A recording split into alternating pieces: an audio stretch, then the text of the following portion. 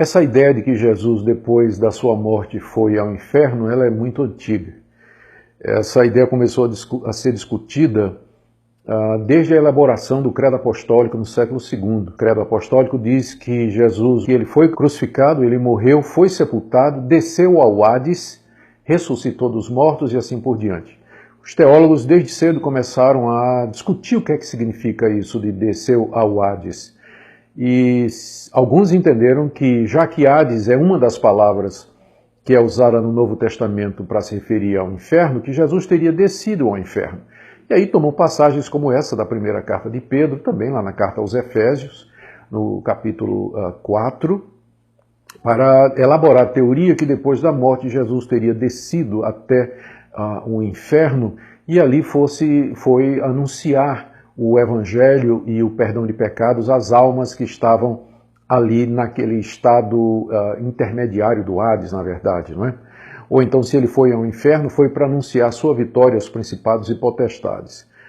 Todavia, a palavra inferno, Hades, ela tem o significado também da região dos mortos, o estado daqueles que morreram.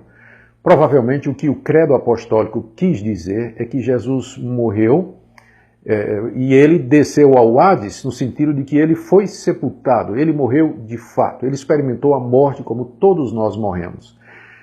O que Jesus disse ao morrer lá na cruz do Calvário, isso está no Evangelho de Lucas e está registrado exatamente para o nosso conhecimento, as palavras que ele dirigiu ao ladrão que se arrependeu foram estas: hoje estarás comigo no paraíso.